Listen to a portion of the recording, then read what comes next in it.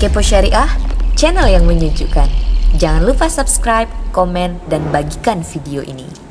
Jadi hari ini kita akan bahas tentang reksadana ya, terutama reksadana syariah. Tapi kita akan bahas dulu apa itu sebenarnya reksadana. Ya. Nah, jadi reksadana itu adalah perhimpunan dana sebenarnya. Ada orang-orang ya, ini si A, si B, si C, dia punya 1 juta ya. 1 juta. Nah, mereka ini mengumpulkan ya, ini ada 1.000 orang lah katakanlah, mengumpulkan uang ke satu pihak yang namanya manajer investasi ya. Ini terhimpun misalnya jadinya 1 triliun ya, sudah terhimpun dana 1 triliun, baru si manajer investasi ini akan Menggunakan dana tersebut menginvest lagi uang ini ke berbagai pihak ya. Ada misalnya kalau obligasi itu ke proyek-proyek pemerintah, ke obligasi negara misalnya. Obligasi negara. Ini yang disebut dengan reksadana obligasi atau reksadana pendapatan tetap, di mana mayoritas dana digunakan oleh manajer investasi ke proyek-proyek obligasi gitu. Ada juga reksadana pasar uang. Dia akan digunakan ke surat utang yang jangka waktunya berkisar antara 1 tahun gitu, 0 sampai 1 tahun. Jadi pasar uang ini resikonya paling kecil, jadi returnnya juga paling kecil. Kalau yang tadi pendapatan tetap itu returnnya moderat dan resikonya juga moderat gitu ya. Kemudian ada lagi reksadana campuran. Nah, ini sekian persen akan ke obligasi, akan ke pasar uang, dan akan ke saham juga gitu. Ada juga reksadana saham. 90% akan digunakan ke pasar saham, dan sisanya ke apakah obligasi, pasar saham, dan seterusnya. Dan yang reksadana saham ini punya return paling besar dan tentu saja resikonya paling besar. Kemudian apa reksadana syariah? Reksadana syariah adalah kita memilih manajer investasi yang menginvestkan uang himpunan ini hanya ke proyek-proyek syariah, obligasi negara syariah, pasar uang syariah, campuran syariah, dan saham syariah. Dan diawasi oleh DSN MUI ya, bersama OJK tentunya ya. Jadi proyek-proyek yang diinvest itu adalah proyek yang sesuai syariah, tidak diinvest ke proyek-proyek yang mengandung misalnya bisnis alkohol, rokok, bank ribawi, dan seterusnya gitu. Ya, sampai sini ada pertanyaan dulu? itu obligasi maksudnya apa? Surat utang negara? Obligasi salah satunya surat utang negara, atau sering disingkat dengan SUN, surat utang negara. Nah, ini jangka waktunya berkisar antara 2 sampai ada yang 5 tahun ya, beda-beda gitu. Oke, lanjut. Nah, itu yang dimaksud Pasar uang maksudnya apa? Pasar uang adalah produk-produk surat hutang yang jangka waktunya pendek, bisa 1 tahun. Nah, jadi ini resikonya paling kecil nih, biasanya akan tertagih dalam 1 tahun, jadinya returnnya juga kecil. Sudah pasti ini ya, maksudnya akan balik tapi kecil Karena memang risikonya kecil. Dan kalau kita lihat di Bibit, salah satu aplikasi yang cukup bagus ya, visualisasi datanya gitu, itu menunjukkan memang pasar uang tuh grafiknya selalu meningkat gitu. Hampir tidak pernah turun gitu ya, bahkan 5 tahun terakhir nggak pernah turun, langsung selalu meningkat, tapi returnnya kecil, lebih besar dari deposito. Makanya banyak yang memilih untuk invest di pasar uang jika tujuan keuangannya ingin dicapai dalam 1 tahun, seperti itu.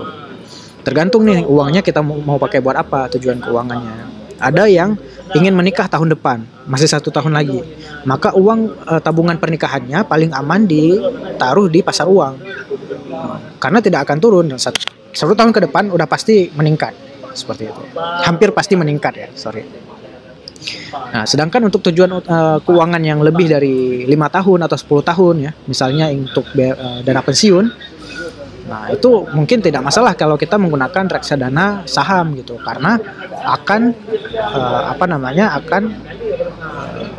secara umum untuk jangka panjang pasar saham Indonesia itu meningkat untuk jangka panjang gitu. Walaupun jangka pendek ada naik turun gitu, fluktuatif gitu ya.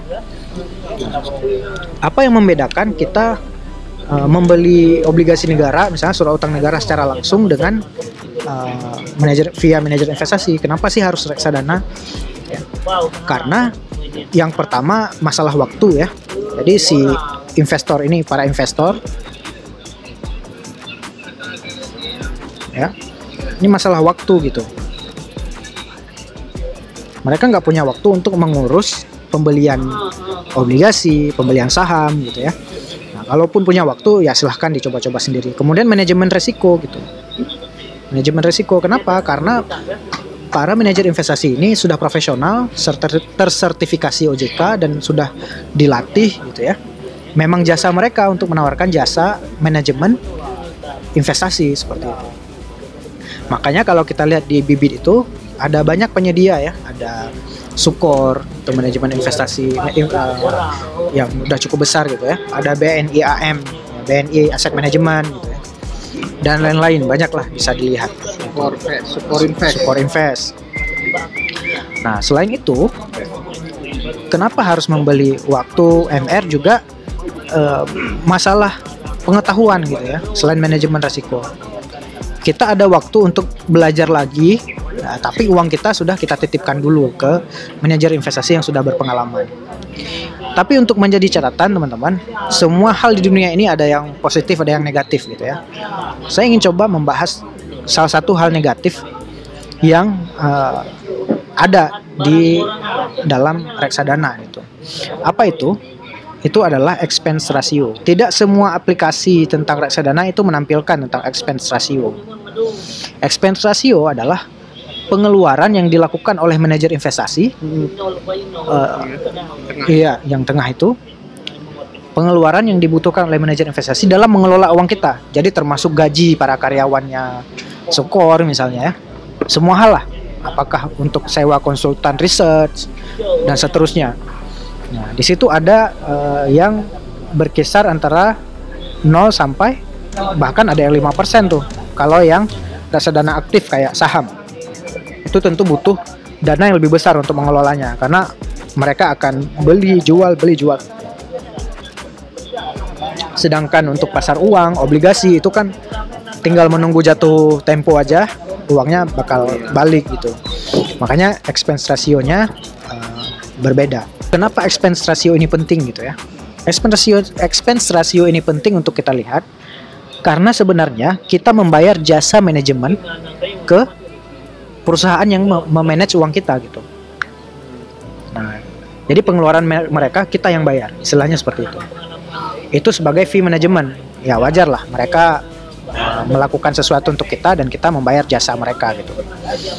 Nah, di sebelah paling kanan teman-teman akan melihat AUM ya. AUM. Ini adalah akumulasi uang yang dikelola oleh mereka. Ya, misalnya seperti Sukor Invest itu misalnya ada yang 500M gitu ya. Apa contohnya? Itu Sukor Invest Equity. Sukor Invest Equity Fund itu ada 1,71 triliun. Cukup besar ya. 1,71 triliun. Kemudian ya Batavia 6,38 triliun gitu ya. Ya Batavia 6,38. Nah, kalau kita lihat expense rasionya itu 4,45. Ini cukup besar sebenarnya. Kalau kita lihat 4,45 dari 6,38 ini cukup besar. Ya. Artinya kalau 1 year return yang mereka tampilkan adalah 8%, itu sebenarnya real 1 year return adalah 8,08% tambah 4,45. Jadi sebenarnya returnnya adalah 12,45% gitu. Return yang sebenarnya. Jadi kita memotong return kita untuk kita bayarkan ke si pengelola uang, Manulife Syariah ya.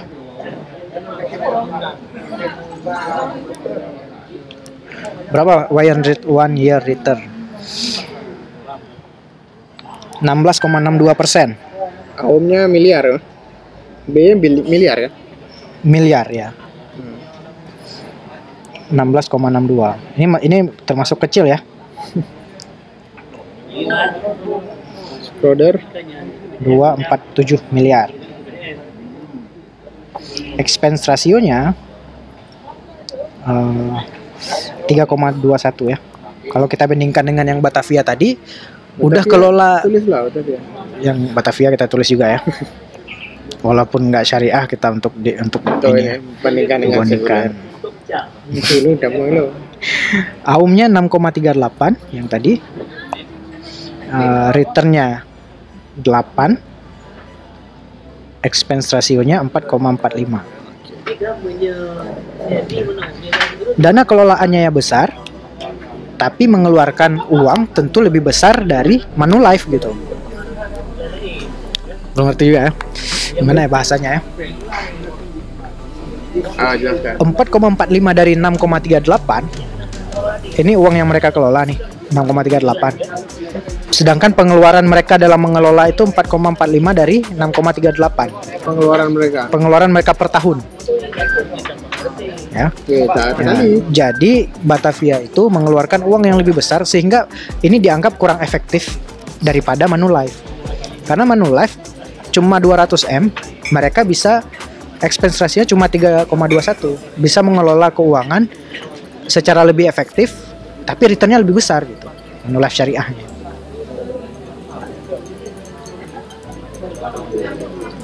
Karena konten syariah. Iya. Nah, mungkin kita bisa ini sebagai gambaran gitu. Nah, sebenarnya konsep expense ratio, return 1 tahun itu adalah 16,62% tambah 3,21. Sebenarnya return kita adalah 19%. Nah, tapi karena kita bayar 3% ke pengelola, makanya kita cuma dapat 16%. Ini yang jarang dibahas oleh pembahasan reksadana gitu. Bahwa sebenarnya kita bukan kehilangan ya, membayar jasa aset manajemen itu dengan return kita. Caranya seperti apa agar memaksimalkan keuntungan investasi di reksadana syariah kita gitu ya? Caranya yang pertama, carilah yang expense rasionya kecil.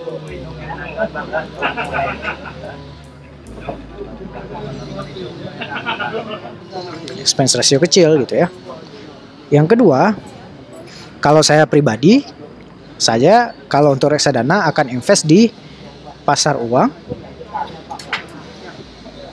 dan obligasi saja. Nah, ini tergantung teman-teman lah yang mana yang cocok ya. Karena saya ada waktu lah untuk memantau saham sendiri. Jadi untuk saham saya invest sendiri, tidak pakai manajer investasi. Nah, saya menggunakan waktu sendiri gitu. Oke, kalau teman-teman yang nggak ada waktu ya silahkan, dipersilahkan, pilihan ada ke teman-teman semua gitu. Nah, dan ada syaratnya, pasar uang dan obligasi pun saya memilih yang expense rasionya 0 di bawah 1%. Saya akan pilih expense rasionya di bawah 1%, 0,5, 0,6. Walaupun itu sudah besar. Kalau di reksadana di luar negeri, di Amerika contohnya, expense ratio itu ya di bawah 0,5 malah kan. Gitu ya. Intinya kecilkan expense, besarkan return ya. Besarkan return. Nah, tadi tips yang ketiga, untuk saham saya invest sendiri. Ini juga seru sih. Jadi kita akan menganalisa sendiri saham-saham syariahnya gitu ya. Silahkan refer ke video kami sebelumnya tentang cara memulai investasi saham syariah. Ini bisa dimulai dengan aplikasi Ajaib salah satunya. Silahkan masukkan referral kita di IKHW 026. Nanti teman-teman akan dapat saham gratis ya. Ketika pertama mendaftar akan dapat saham gratis dari Ajaib. Nah, kemudian tips yang keempat adalah dollar cost averaging. Dollar cost averaging ini kita akan menabung secara rutin ya, terutama untuk yang saham ya. Dan di reksadana juga bisa secara rutin, sehingga yang kita dapat adalah harga rata-rata gitu ya. Harga rata-rata. Kalau misalnya sebuah reksadana obligasinya naik turun seperti ini, ya kita dapat harga yang rata-ratanya selalu meningkat seperti itu. Oke, ada pertanyaan lagi, Bang? Oke. Jadi demikian teman-teman untuk penjelasan terkait reksadana syariah. Semoga membantu. Silahkan like, subscribe, dan komen video ini. Kami akhiri. Assalamualaikum warahmatullahi wabarakatuh.